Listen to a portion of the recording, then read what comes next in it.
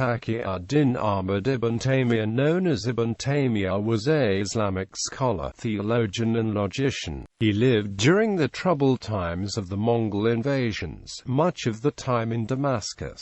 He was a member of the school founded by Ahmad ibn Hanbal and is considered by his followers, along with Ibn Qudamah, as one of the two most significant proponents of Hanbalism. In the modern era, his adherents often refer to the two as the two sheikhs, and Ibn Taymiyyah in particular as Sheikh al-Islam. Ibn Taymiyyah sought the return of Sunni Islam to what he viewed as earlier interpretations of the Quran and the Sunnah, and is considered to have had considerable influence in contemporary Wahhabism, Salafism, and Jihadism. He is renowned for his fatwa issued against the Mongol rulers declaring jihad by Muslims against them compulsory, on the grounds that they did not follow Sharia and as such were not Muslim, their claims to have converted to Islam notwithstanding. His teachings had a profound influence on Muhammad ibn Abd al-Wahhab and other later Wahhabi scholars.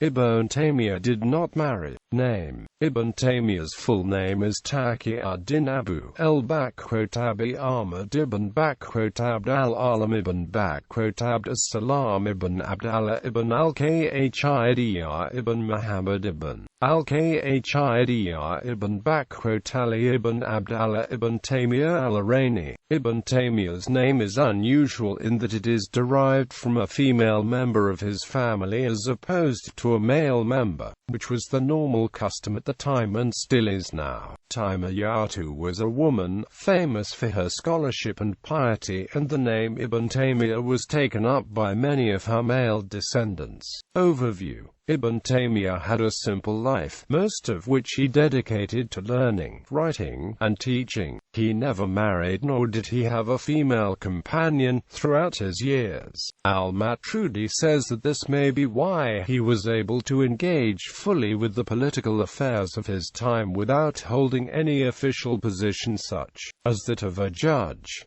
An offer of an official position was made to him but he never accepted. His life was that of a religious scholar and a political activist. In his efforts he was persecuted and imprisoned on 6 different occasions, with the total time spent inside prison coming to over 6 years. Other sources say that he spent over 12 years in prison. His detentions were due to certain elements of his creed and his views on some jurisprudential issues. However, according to Yahya Maikot, the real reasons were more trivial. Maikot gives 5 reasons as to why Ibn Taymiyyah was imprisoned, they being: not complying with the doctrines and practices prevalent among powerful religious and Sufi establishments, an overly outspoken personality, the jealousy of his peers, the risk to public order due to this popular appeal, and political intrigues. Baber Johansson, a professor at the Harvard Divinity School, says that the reasons for Ibn Taymiyyah's incarcerations were as a result of his conflicts with Muslim mystics, jurists, and theologians,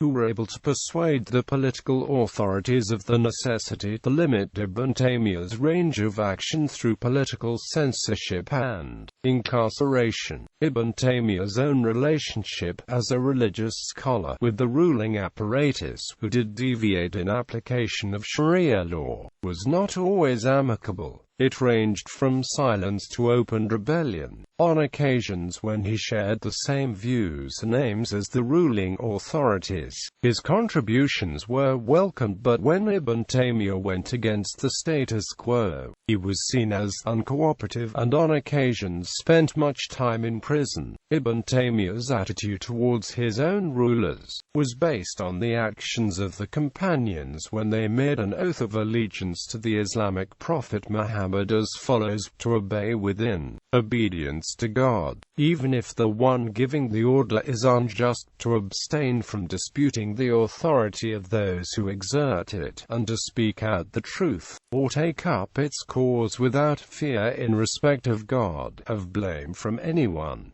Early years. Background: Ibn Taymiyyah was born in 1263 in Haran into a well-known family of theologians. His father had the Hanbali chair in Haran and later at the Great Mosque of Damascus. Haran was a city part of the Sultanate of Rum. Now Haran is a small city on the border of Syria and Turkey, currently in Sanliurfa province, a place to which Moses was reportedly sent to provide guidance.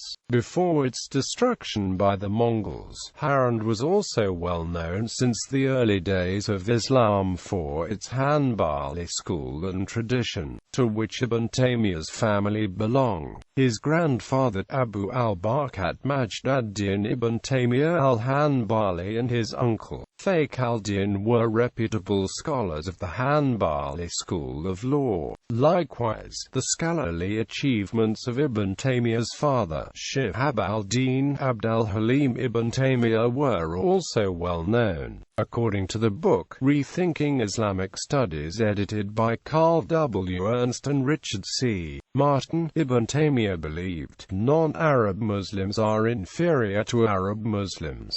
Immigration to Damascus. In 1269, Ibn Taymiyyah at the age of 7 together with his father and 3 brothers left the city of Haran, which was completely destroyed by the ensuing Mongol invasion. Ibn Taymiyyah's family moved and settled in Damascus, Syria, which at the time was ruled by the Mamluks of Egypt. Education in Damascus. His father served as the director of the Sukhriya Madrasa, a place where Ibn Taymiyyah also received his early education. Ibn Taymiyyah acquainted himself with the religious and secular sciences of his time. His religious studies began in his early teens, when he committed the entire Quran to memory and later on came to learn the Islamic disciplines of the Quran. From his father he learned the religious science of fiqh and usul al-fiqh. Ibn Taymiyyah learned the works of Ahmad ibn Hanbal, al-Khalil ibn Qudamah, and also the works of his grandfather Abu al-Barakat Majd ad-Din. His study of jurisprudence was not limited to the Hanbali tradition, but he also learned the other schools of jurisprudence. The number of scholars under which he studied hadith is said to number more than 200, 4 of whom were women. Those who are known by name amount to 40 hadith teachers, as recorded by Ibn Taymiyyah in his book called Arba'atun Hadith. Siraj al-Haq says, based on this,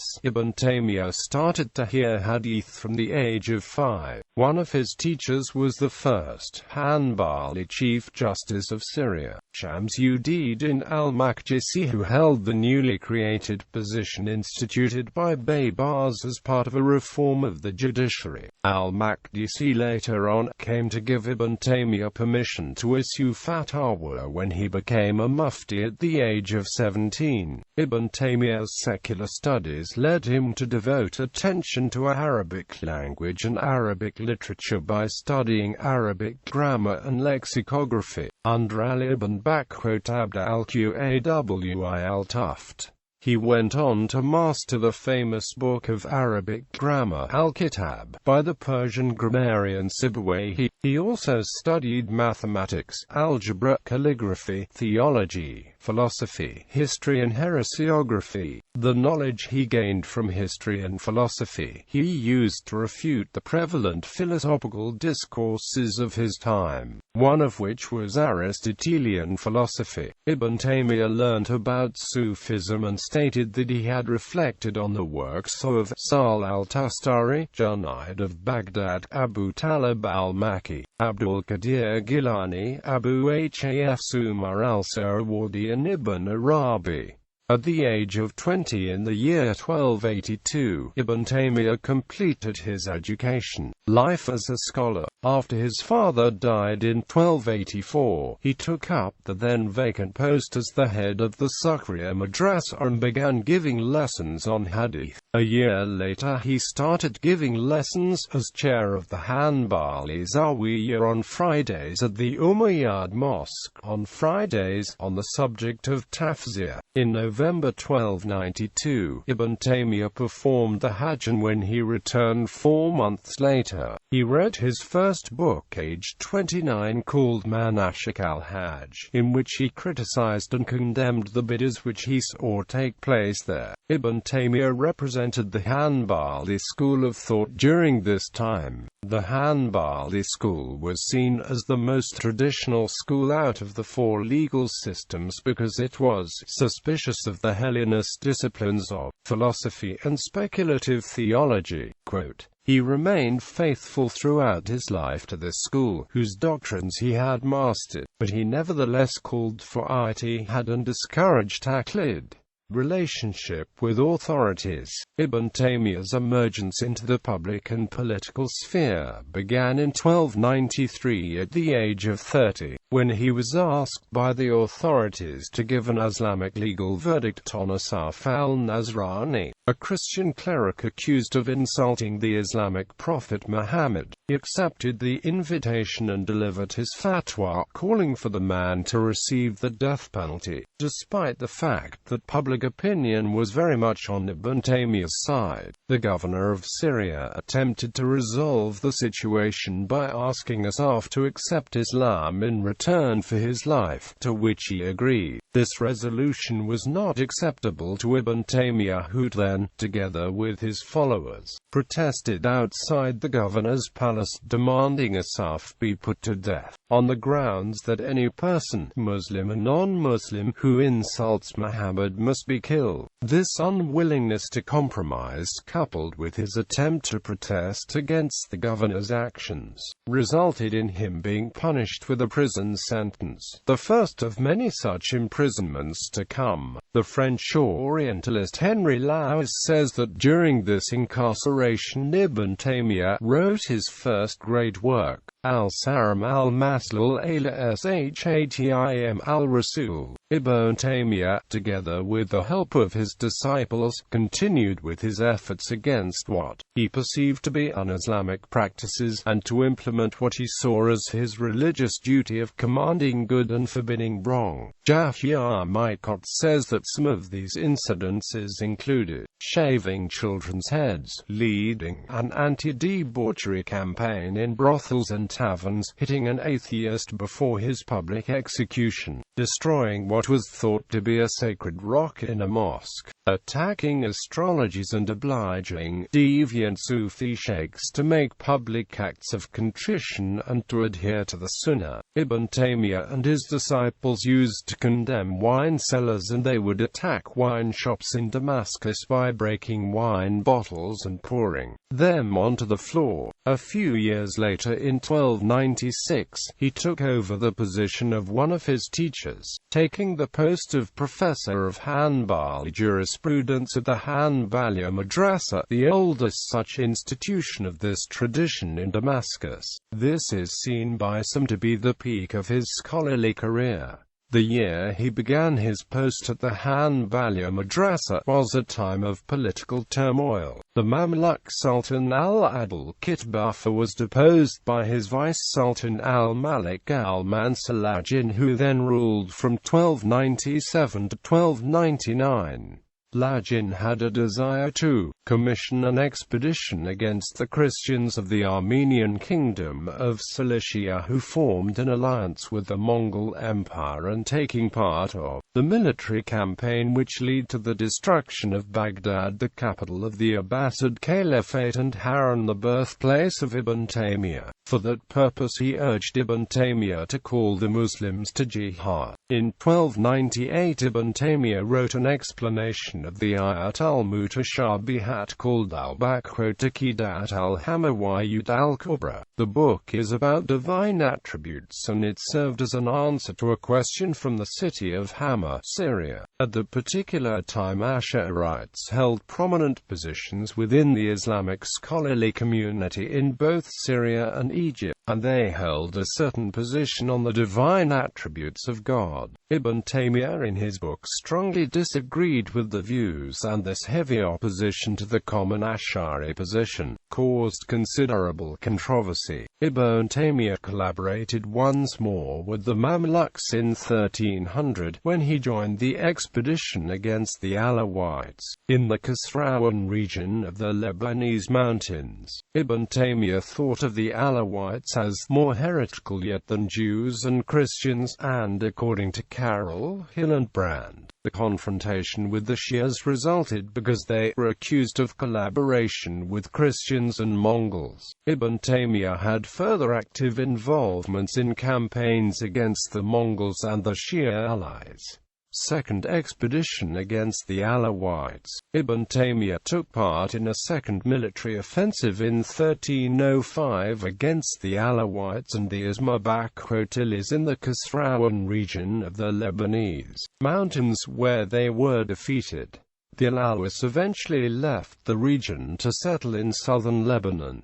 Involvement in Mongol invasion. First invasions. The first invasion took place between December 1299 and April 1300 due to the military campaign by the Mamluks against the Armenian kingdom of Cilicia, who were allied with the Mongols. The Ilkhanate army managed to reach Damascus by the end of December 1299. Ibn Taymiyyah went with a delegation of Islamic scholars to talk to Ghazan Khan, who was the Khan of the Mongol Ilkhanate of Iran, to plead clemency and to stop his attack on the Muslims. It is reported that none of the scholars said anything to the Khan except Ibn Taymiyyah, who said, "You claim that you are Muslim and you have with you muaddins, muftis, imams and sheikhs, but you invaded us and reached our country for what? While your father and your grandfather, Hulagu, were non-believers, they did not attack and they kept the promise.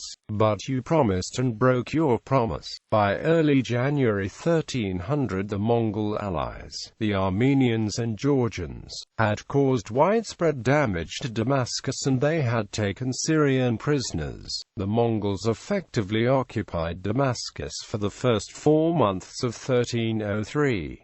Most of the military had fled the city, including most of the civilians. Ibn Taymiyyah, however, stayed and was one of the leaders of the resistance inside Damascus, and he went to speak directly to the Mongol Ilkhan Mahmud Ghazan and his vizier Rashid al-Din Tabib. He sought the release of Muslim and Dhimmi prisoners which the Mongols had taken in Syria, and after discussion, secured the release. Second Mongol invasion. The second invasion lasted between October 1300 and January 1301.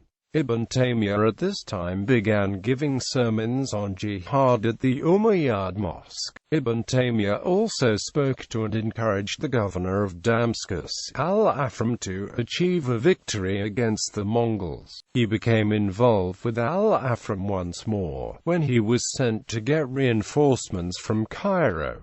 Third invasion and fatwa. The year 1303 saw the third Mongol invasion of Syria by Ghazan Khan. What has been called Ibn Taymiyyah's most famous fatwa was issued against the Mongols in the Mamluks' war. Ibn Taymiyyah declared that jihad against the Mongol attack on the Mamluk Sultanate was not only permissible, but obligatory. The reason being that the Mongols could not, in his opinion, be true Muslims despite the fact that they had converted to Sunni Islam because they ruled using what he considered man-made laws rather than Islamic law or Sharia, whilst believing that the Yasa code was better than the Sharia law. Because of this, he reasoned they were living in a state of jahiliyyah, or pre-Islamic pagan ignorance. The fatwa broke new Islamic legal ground because no jurist had ever before issued a general authorization for the use of lethal force against Muslims in battle. and was to influence modern Islamists in the use of violence against self-proclaimed Muslims. Ibn Taymiyyah called on the Muslims to jihad once again, and he also personally joined the eventual Battle of Marj al-Safar against the Mongol army. The battle began on the 20th of April of that year. On the same day, Ibn Taymiyyah declared a fatwa which exempted Mamluk soldiers from the fast during the month of Ramadan so that they could maintain their strength. Within 2 days the Mongols were severely defeated and a battle was won.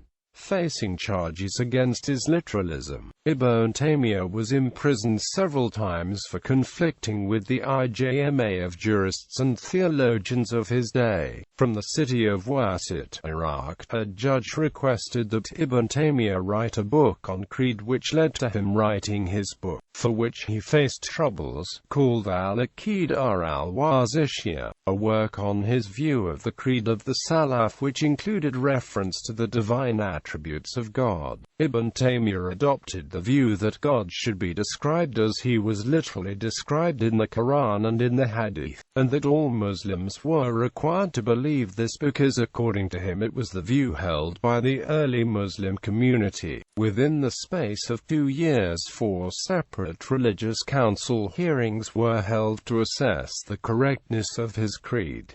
1305 hearing. The first hearing was held with the Shafi'i scholars who accused Ibn Taymiyyah of anthropomorphism. At the time Ibn Taymiyyah was 42 years old. He was protected by the then governor of Damascus,He al-Afrim, during the proceedings. The scholars suggested that he accept that his creed was simply that of the Hanbalites and offered this as a way out of the charge. The issue being, if Ibn Taymiyyah ascribed his creed to the Hanbali school of law, then it would be just one view out of the 4 schools which one could follow, rather than a creed everybody must adhere to. Ibn Taymiyyah was uncompromising and maintained that it was obligatory for all scholars to adhere to his creed.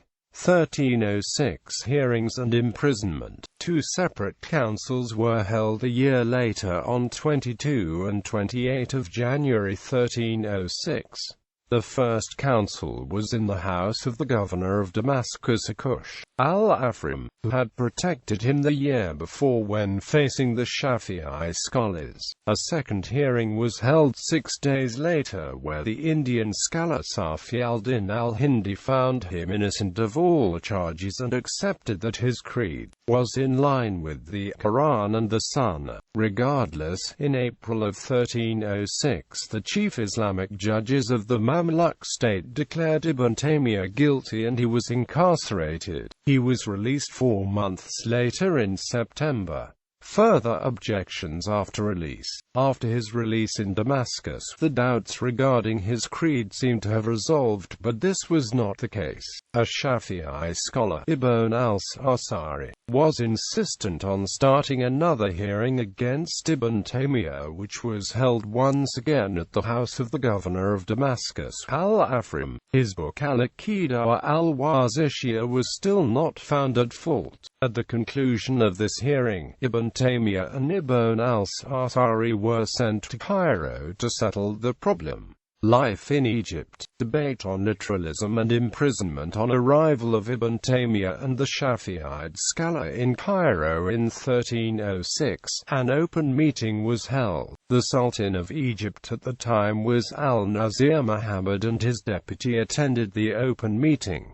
Ibn Taymiyyah was found innocent. Despite the open meeting, objections regarding his creed continued and he was summoned to the citadel in Cairo for a munazara, which took place on the 8th of April 1306.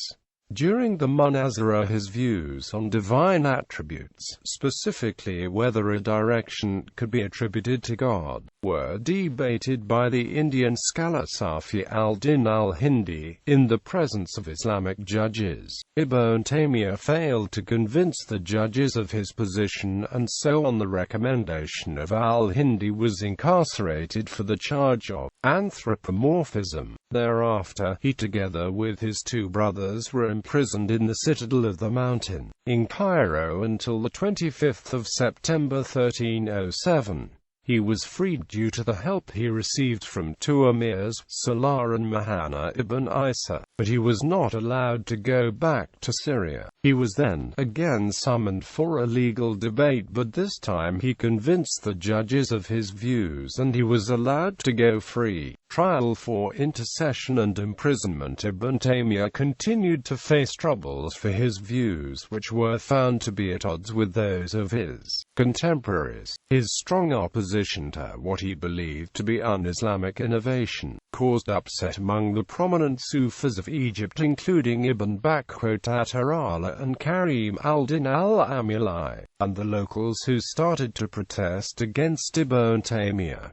The nature of the point under contention was Ibn Taymiyyah's stance on tawassul. In his view, a person could not ask anyone other than God for help except on the Day of Judgment, when intercession in his view would be possible. At the time, the people did not restrict intercession to just the Day of Judgment, but rather they said it was allowed in other cases. Due to this, Ibn Taymiyyah, now 45, was ordered to appear before the Shafi'i judge Badr al-Din in March 1308 and was questioned on his stance regarding intercession. Thereafter, he was incarcerated in the prison of the judges in Cairo for some months. After his release, he was allowed to return to Syria, should he so wish. Ibn Taymiyyah, however, stayed in Egypt for a further 5 years. House arrest in Alexandria. The year after his release in 1309 saw a change of power to a new sultan in Egypt, Baybars al-Jashtaki, whose reign was marked by economical and political unrest. His hold on power was short-lived and lasted only a year. During this time, in August of 1309, Ibn Taymiyyah was taken into custody and placed under house arrest for 7 months in the new Sultan's palace in Alexandria. He was freed when al-Nazir Muhammad retook the position of Sultan on the 4th of March 1310. Having returned to Cairo a week later, he was received by the Sultan al-Nazir. The Sultan would sometimes consult Ibn Taymiyyah on religious affairs and policies during the rest of his 3-year stay in Cairo. During this time he continued to teach and wrote his famous book Al-Kitab al-Siyasa al-Shai'iyya, a book noted for its account of the role of religion in politics.